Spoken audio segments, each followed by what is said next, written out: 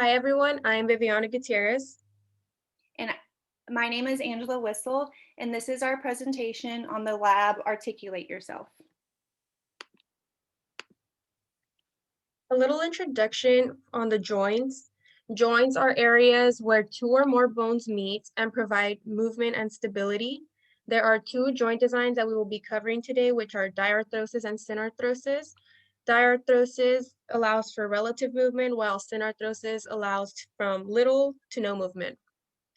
Joints are needed to give structure and allows muscles to move to perform tasks. Different joint designs are needed to make sure muscles move properly since each part of the body will move differently. Our particular joint is the mandible joint, which is the temporomandibular joint. And this is a synovial condylar hinge type joint, and it is responsible for the opening and closing of the mouth. It is located between the condylar head of the mandible and the mandibular fossa of the temporal bone. The three important structures related with it is the capsule, the articular disc, and the retrodiscal tissue. For the methods part of this lab, we first were put into groups of two.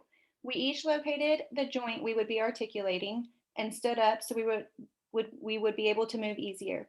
We moved our body to determine the directions the joints could move in order to determine our degrees of freedom. Once we had the degrees of freedom for the joint, we determined the angle at which each movement could occur. Keep in mind, everybody is different, so angles will vary from person to person. We then added the angles for the abduct, adduct, and elevate, depress movements to achieve a total motion range for that joint. These steps were repeated for each joint, remembering that flexibility is different in everybody, so the motion range will vary from person to person. Our results were the following. The temporomandibular ligament is the thick ligament on the capsule. The stylomandibular ligament connects the styloid process to the edge of the mandible. The sphenomandibular ligament connects the sphenoid bone to the projection on the medial surface of the mandible. And lastly, we have the automandibular ligaments, which includes the discomalleolar and the anterior malleolar ligament. The discomalleolar runs from the malleus to the retrodiscal tissue, and the anterior malleolar ligament runs from the malleus to the medial surface of the mandible, and these are all found on the temporomandibular joint.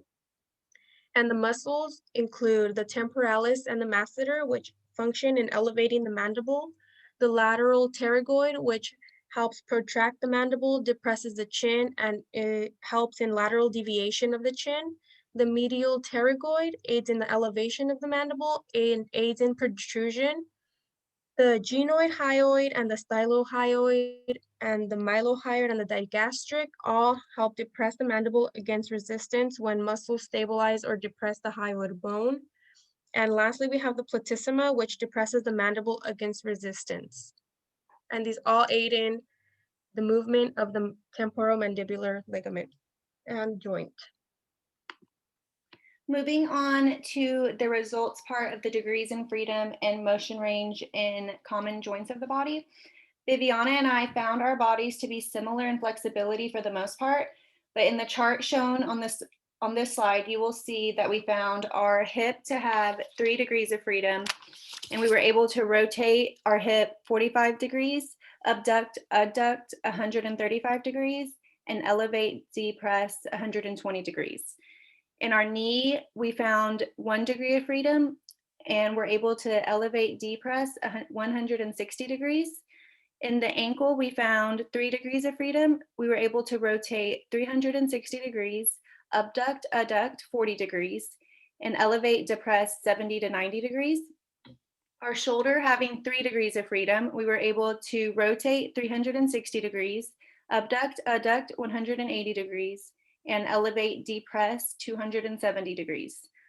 The elbow had 1 degree of freedom. We were able to elevate, depress at 150 degrees.